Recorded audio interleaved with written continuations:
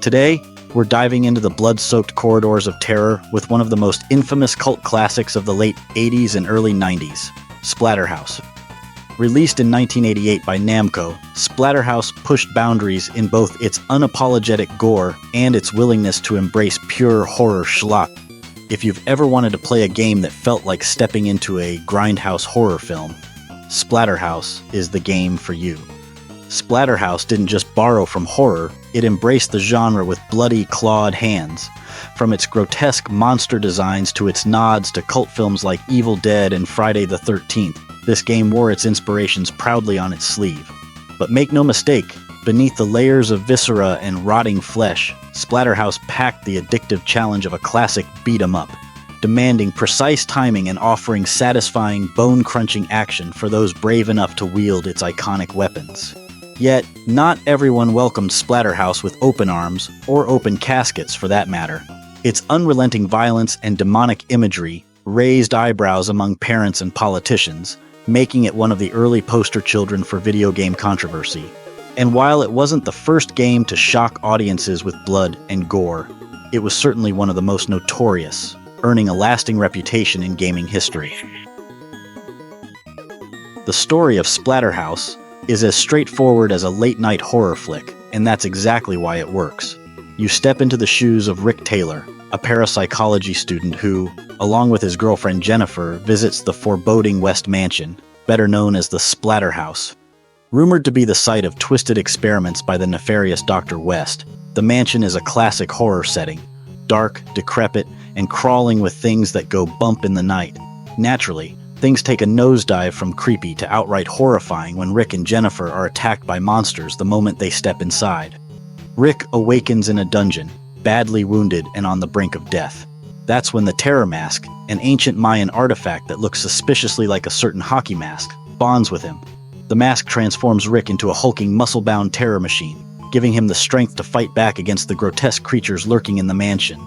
But there's a catch. The mask's power comes at a cost, and it's clear it has its own sinister agenda. Your mission is to rescue Jennifer and escape the mansion alive. But this is no simple rescue story. As Rick battles through the increasingly nightmarish halls of the West Mansion, the plot thickens with unsettling twists. The mansion itself seems alive, with pulsating walls and grotesque monstrosities that feel pulled straight out of an H.P. Lovecraft fever dream. While Splatterhouse doesn't boast lengthy cutscenes or dialogue-heavy exposition, this was an arcade game after all. It uses its grim, atmospheric setting to tell its story. Despite its simple premise, the narrative succeeds in capturing the essence of horror. It's a tale of desperation, tragedy, and the corrupting nature of power, all wrapped in the over-the-top camp of a grindhouse classic.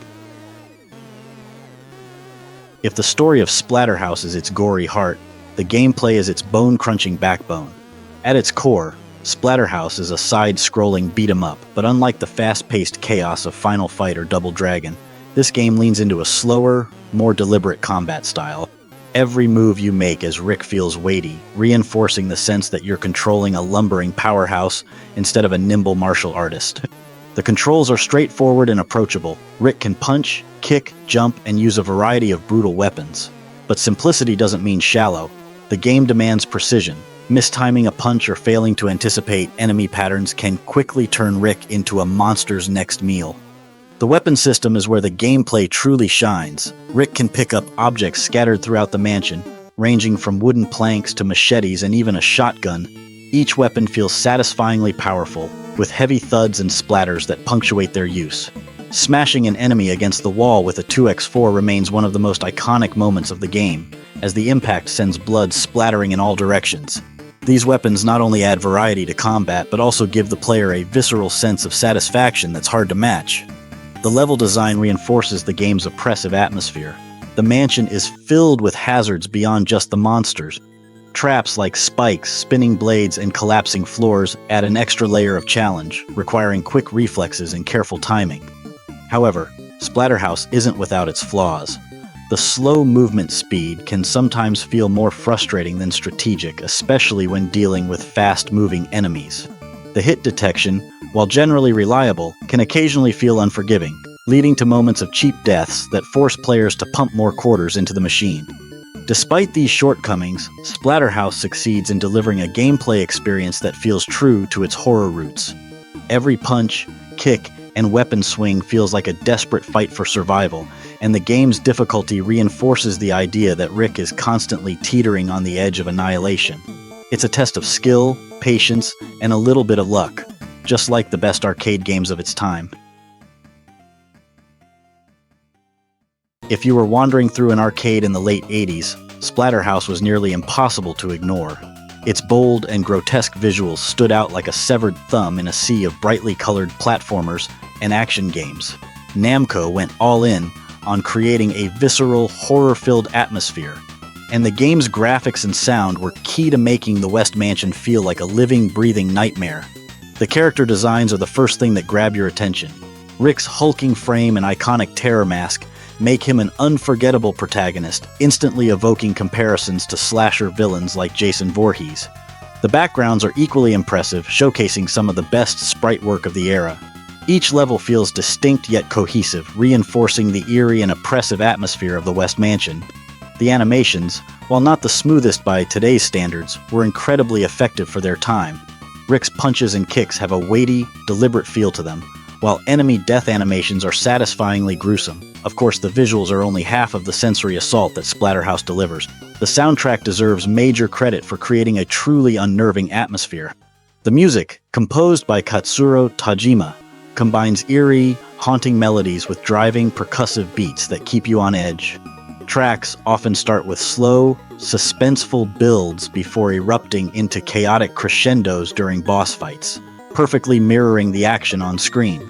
The sound effects are equally memorable, though they lean heavily into the exaggerated nature of the game. Every punch, kick, and weapon strike is accompanied by a loud, satisfying thwack or smash, while enemies emit grotesque howls and screeches as they're defeated.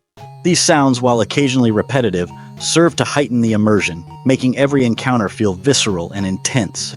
The graphics and sound in Splatterhouse work together beautifully to create an atmosphere of pure, unrelenting dread. This wasn't just a game, it was an experience designed to pull you into its world of blood and terror and never let you go. When Splatterhouse hit arcades in 1988, it was among the first games to spark widespread controversy over violence in video games.